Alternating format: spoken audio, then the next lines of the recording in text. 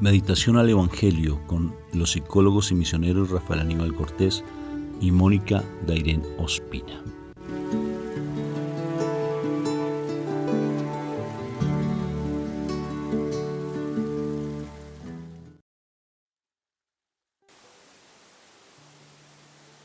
Bueno, Dios los bendiga. ¿Cómo han estado? Bueno, esperando aquí este momento lindo de reflexión del Evangelio.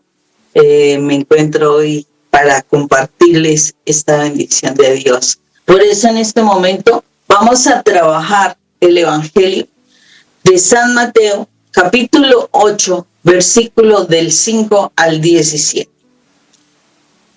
En aquel tiempo, al entrar Jesús en Cafarnaúm, un centurión se le acercó rogándole: Señor, tengo en casa un criado que está en cama, paralítico y sufre mucho. Le contestó: voy a curarlo. Entonces el centurión le replicó: Señor, no soy digno que entres bajo mi techo. Basta que lo digas de palabra y mi criado quedará sano. Porque yo también vivo bajo disciplina y tengo soldados a mis órdenes. Y le digo a uno: ve y va. Al otro: ven y vienes. A mi criado: haz esto, y lo hace. Al oírlo, Jesús quedó admirado y dijo a los que lo seguían: en verdad les digo que en Jerusalén no he encontrado a nadie con tanta fe. Les digo que vendrán muchos de oriente y occidente y se sentarán con Abraham, Isaac y Jacob en el reino de los cielos. En cambio, los hijos del reino los echarán fuera, a las tinieblas. Allí será el llanto y el rechinar de dientes. Y dijo Jesús al centurión: vete, que te suceda como según has creído. Y en aquel momento se sanó el criado. Al llegar Jesús a la casa de Pedro, vio a la suegra en cama con fiebre, y le tocó la mano, y se le pasó la fiebre.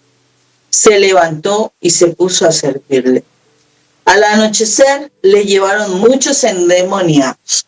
Él con su palabra expulsó los espíritus y curó a todos los enfermos, para que se cumpliera lo dicho por medio del profeta Isaías. Él tomó nuestras dolencias y cargó con nuestras enfermedades. Palabra de Dios, te alabamos. Wow, qué palabra tan hermosa, qué palabra tan especial de mostrarnos cómo nuestro Señor Jesucristo es tan misericordioso, que está pendiente de todos nosotros, porque de verdad que, bueno, si hubiera sido un solo pasaje que se hubiera escrito de las cosas que Jesús hizo. Pero, como vemos en este momento,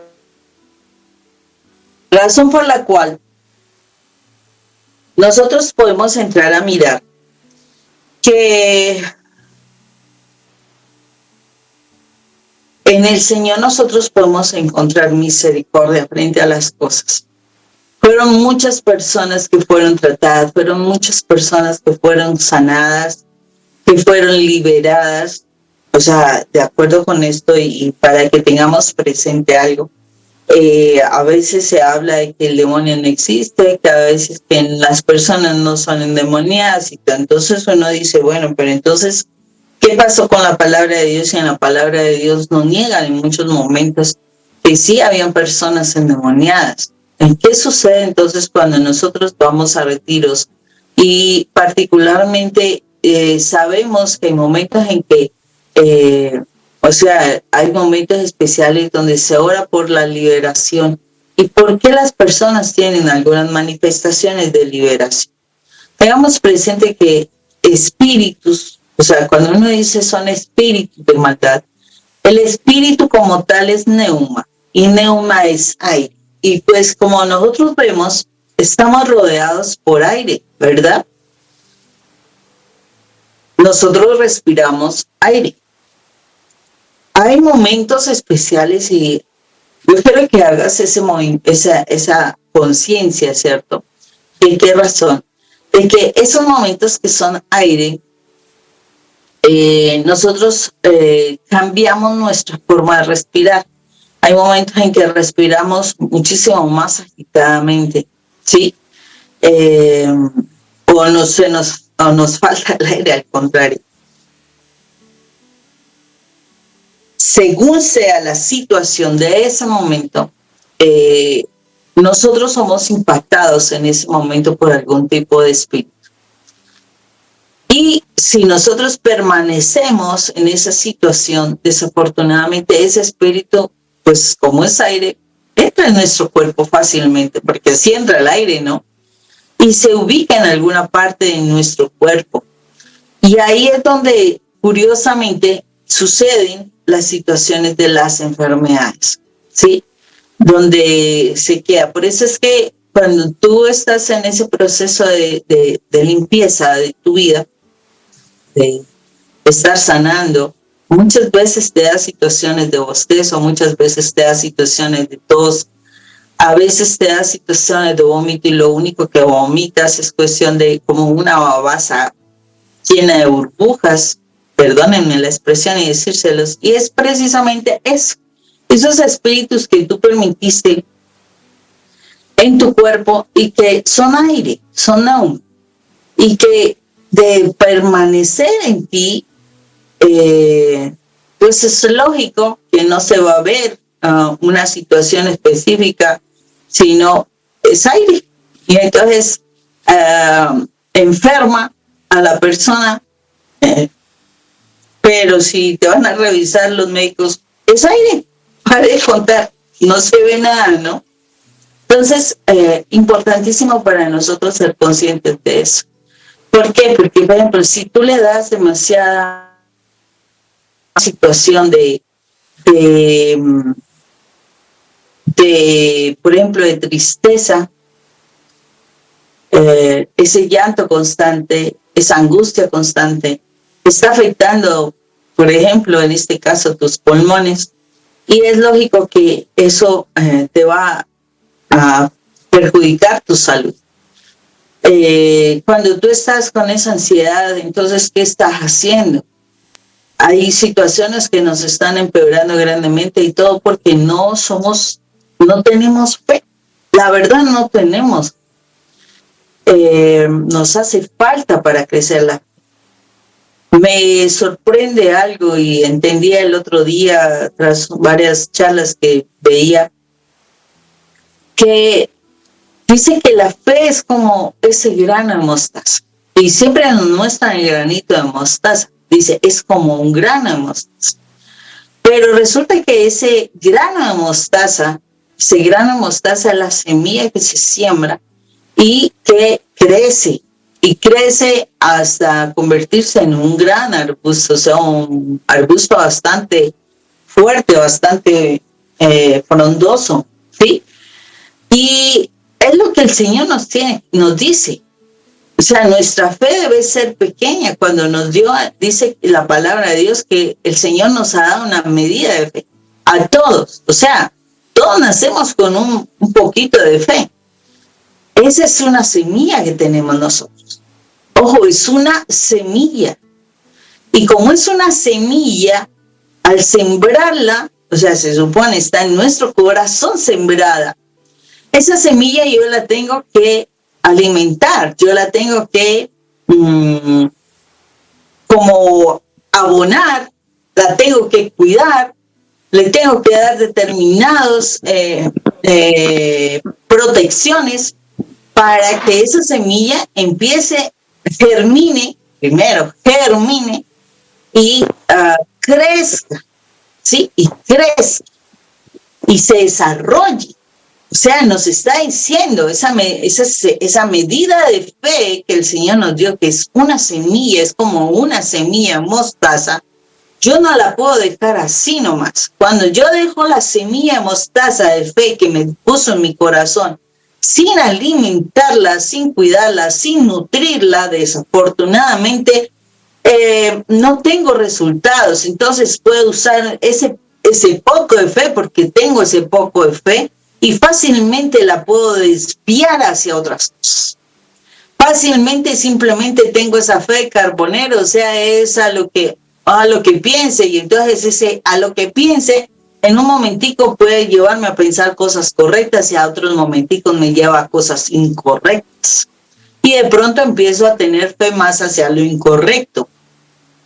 Esa semilla de fe hace que nosotros creamos muchas cosas, ¿sí? Todos tenemos algo de fe. Hasta los ateos tienen algo de fe. Creen en algo. El asunto es cómo vas a hacer crecer esa semilla que el Señor te da de fe para que de verdad se desarrolle como debe desarrollar. Si nosotros, por ejemplo, no le ponemos atención a desarrollar esa semilla de fe, ¿sí? Como Dios espera que la desarrollemos, a lo mejor la alimentamos, la nutrimos con cosas incorrectas. Y sí, es cierto, va a crecer tu fe, pero viendo la Eucaristía, terminan la Eucaristía y se van a la cita semanal de encuentro con aquella bruja, aquella persona consagrada a Satanás, a buscar el consejo de Satanás. Acabando de leer la palabra de Dios, porque muchos son a veces lectores, van y buscan el consejo del mal. ¿Y cómo están contaminando a las personas que están escuchándolos? O sea, están trayendo maldición a muchas personas. Pero todo, ¿por qué? Porque no se alimenta la semilla de fe como debe ser correctamente. Porque esa semilla de fe debe crecer. Y dice la fe es por el oír. Y el oír, o sea, para que se te abran los sentidos espirituales, dice el oír es por la palabra de Dios. Entonces, ¿cómo es de importante que nosotros tengamos constante contacto con la palabra de Dios? Que cuando tú leas o estudies la palabra, lo hagas en voz alta para que no solamente la palabra vaya teniendo ese poder, usted obtenga ese poder, porque dice que es cuando la palabra hablada es la que tiene poder, porque tú puedes tener muchas palabras en tu pensamiento, pero la que tiene el poder es la que tú hablas. Entonces, por eso es cuando tú le dices a tu hijo, hijo, levántate, perezoso. Pues, y después te estás quejando porque tu hijo es perezoso. La palabra hablada tiene poder. Entonces, por eso, cuando tú estudia la palabra en voz alta, para que tu fe vaya creciendo.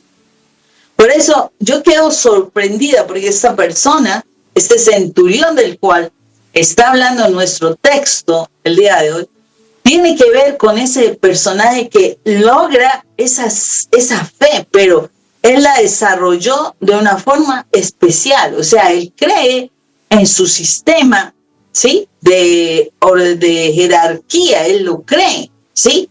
Y él tiene la seguridad de que cuando él dice algo, ojo, dice algo, habla una palabra, la palabra se tiene que cumplir, porque es un jefe. Entonces, él lo cree. O sea, él sabe que la palabra tiene poder. Impresionante. De otra manera diferente, porque el Señor tiene muchas formas para hablarnos a nosotros. De una manera muy diferente, este centurión entendió que su palabra tenía poder. Y por eso, sí, es cierto, él entiende que su casa, dice, no es un lugar digno. ¡Wow! ¡Qué respeto tan impresionante! Él reconoce en Jesús una autoridad impresionante. Porque dice, es que en mi casa ni siquiera soy digno de que pises.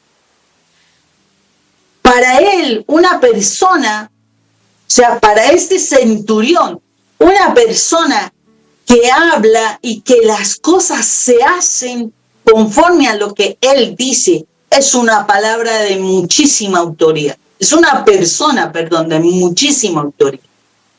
Este centurión lo reconoce. Qué impresionante esto, porque él lo confirma diciendo, no soy digno de que tú entres en mi casa. O sea, mi casa es demasiado humilde, a lo mejor tiene muchas cosas incorrectas, pero sé que tú que Jesús tenía una autoridad tan impresionante que no importa dónde estuviera, solamente que Él lo quisiera decir y las cosas que Él lo dijera se iban a cumplir en el sitio que fuera, en el sitio que fuera. ¡Qué reconocimiento! ¡Qué actitud tan preciosa la de este centurión! ¿Sí? ¡Qué fe tan impresionante! Porque él lo sabía, o sea, él lo había visto. Cuando uno tiene autoridad, ¿sí? Cuando uno tiene autoridad, solamente basta decir las cosas y las cosas se van a hacer. Entonces, si en este momento tú dices cosas que son negativas, oiga, es impresionante. Cuando tú dices cosas negativas, porque estás de mal genio, yo quedo asombrado. Son los momentos en que uno más autoridad maneja. Eso es lo que el enemigo quiere. Entonces, eso que tanto detestas, eso que tanto recriminas y que dices con tanto malestar, son esas cosas que se están cumpliendo. Son esas cosas. Que tu esposo es un sinvergüenza, un irresponsable. Tenga tu esposo un sinvergüenza, irresponsable. Es que ese nunca va a cambiar. Pues, ¿y por qué no ha cambiado? Porque como nunca va a cambiar, ¿cierto? Es impresionante esta situación. Mientras que si tú empiezas a decir, o sea, si se supone debes decir lo bueno, entonces como con ese miedo, con esa duda, como, ay, ¿será que sí? ¿Será que Dios iba a hacer algo bueno en esto? ¡Wow! ¡Qué actitud tan diferente cuando estás de mal genio, cuando tienes que decir algo bueno! Impresionante. Porque aquí este centurión nos está hablando con una claridad de el poder que tiene la palabra de Dios. Del poder que tiene una persona, porque él lo está diciendo. Cuando yo digo a alguien, ve, él va. O alguien viene, él viene. O hace esto y lo hace. Y él está reconociendo como una persona que tiene autoridad. Con solamente decirlo, se va a lograr esa situación. Solo si lo cree, ¿no? Solo si tiene esa convicción de quién es. Porque este centurión sabía quién era. ¿Sí? Él sabía el lugar que tenía. O sea que nuestro gran problema realmente, para que tú tengas la autoridad y la fe que requieres, que sepan tus palabras, o sea, que tus palabras tengan ese poder para que actúe nuestro Señor, es que tú sepas quién eres. Este centurión se reconocía en su autoridad y además de eso, reconocía quién era Jesús. Él sabía la categoría tan importante, la jerarquía de nuestro Señor Jesucristo. Y que sabía que Él diría esto y se iba a cumplir. Lo dijo, solamente necesito que tú digas la palabra, no más. Y yo sé que eso se va a dar. Reconocía a un ser de poder en Jesús. Nosotros, para que no nos reconozcamos como hijos de Dios. Tremenda confrontación la que el Señor nos hace a través de esta palabra. Porque sabiendo, y entre comillas, sabiendo que somos hijos amados de Dios, realmente actuamos como unos tristes cobardes, que no asumimos la autoridad, ni siquiera nos respetamos a nosotros mismos, ni nos permitimos el respeto de los demás hacia nosotros mismos. Todo es con miedo, eso significa no saber quién se es, para que no se actúe con la autoridad que se requiere actuar, ni que se hable con la autoridad que se debe hablar. Necesitamos realmente tener conciencia de quién eres. ¿Quién eres tú? ¿Eres cualquiera o eres el Hijo de Dios? Porque si eres el Hijo de Dios, escúchate en lo que estás diciendo. Hijo de Dios, hijo de un ser poderoso, un ser que te respalda, un ser que te ama, un ser que te va a bendecir, un ser que te va a proteger porque Él es el dueño de todo. Y si se meten con sus hijos, con la niña, o sea, chúzate los ojos, o sea, pínchate tu ojo y verás si te duele. Ahora, si tú eres la niña de los ojos de Dios, ¿tú qué crees? Que cuando te tocan a ti es como se le pincharan los ojos a Dios. ¿No va a reaccionar Él? Él reaccionará, pero el asunto más grave es que tú ni siquiera te lo crees. Por eso vives de miedo, vives creyéndole las mentiras al enemigo, porque por eso es que es un mentiroso, porque todo lo que te está vendiendo es pura imaginación de él y con mentiras se ha destruido. Impresionante la forma como el enemigo trabaja en nuestros corazones para manejar la mentira y creer la mentira. Y vivimos de la mentira y decimos mentiras. ¿Por qué? Porque no sabemos de quién somos hijos. No lo sabemos. Por eso las palabras que salen de tu boca, cuando son negativas, tienen más autoridad. Porque el enemigo ha sabido, como se dice, cambiar hacia dónde deben fluir las cosas. Ha hecho que tú te voltees y estés diciendo lo negativo y utiliza ese poder que nosotros tenemos porque somos los hijos de Dios para hacerlo mal. Todo porque le crees más al mal. Existe, sí existe el mal, pero le crees más al mal y por temor hace las cosas que el enemigo hace. Dice, por miedo hace las cosas que el enemigo dice, que porque sepas que tu Padre realmente es el ser más poderoso que existe y que va a respaldarte y te va a proteger en todo si tú lo quieres. Tremenda enseñanza a este centurión. Un hombre que se supone no era del pueblo de Israel. Por eso es claro lo que dice nuestro amado Jesús, que cuántos que se dicen hijos del pueblo de Dios van a terminar siendo condenados. ¿Cuántos? Aquí lo dice, impresionante. Porque de verdad, Él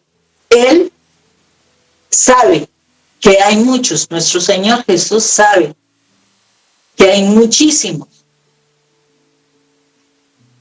que realmente nuestra vida sea transformada, que de verdad en la medida en que tú asumas que tú eres el Hijo de Dios y que tu Dios es grande y poderoso y que es el mal el que a través de los golpes y las situaciones de la vida te ha querido dañar y distorsionar la imagen de Dios. El enemigo es el que ha hecho que Dios no ha estado pendiente, pero al contrario, Dios te ha guardado de cosas peores, porque las hay. Dios te ha guardado de cosas peores a pesar de que creas que lo que has vivido es peor. No. Y si el mal todavía no te ha podido destruir, es porque tú tienes un poder grande dentro de tu corazón. Porque si el mal te ha atacado y te ha atacado tratando de convencerte de que no vales, de que no sirves, de que lo mejor es que no existas, ¿sabes qué es lo que sucede? Que eres algo muy lindo y muy especial para Dios. Eres un hijo súper consentido de Dios. Por eso te ha dado todas las dificultades y el garrote, como decimos, para tratar de destruir. Y no lo ha podido. Pregunta por qué. Pregunta quién es el que ha estado detrás de todas esas batallas a pesar de que no lo hayas visto. A pesar de todas esas situaciones, ¿por qué todavía estás de pie? Y estás todavía a ratos intentando, a ratos cayéndote, lo que sea. ¿Por qué estás de pie? Porque el Señor está ahí diciendo, por favor, hijo, despiértate, despiértate. Haz que tu fe crezca para que tú puedas tomar esa autoridad y puedas decir, yo soy del reino de la luz y las tinieblas no tienen parte conmigo. Y te va Satanás de mi vida y no tocas mi vida ni tocas mi familia. y la sueltas porque yo soy hijo de Dios y reclamo a mi familia para el Hijo de Dios, para nuestro Padre, para nuestro Padre. ¿Cuán grande está tu fe? Buena pregunta. ¿Será solamente como ese grano de mostaza o la estás alimentando para que se vuelva una fe grande y poderosa como la manejaría el Hijo de Dios? Ahí te lo dejo. Dios te bendiga, que tengas un excelente tiempo. Abrazos. Chao.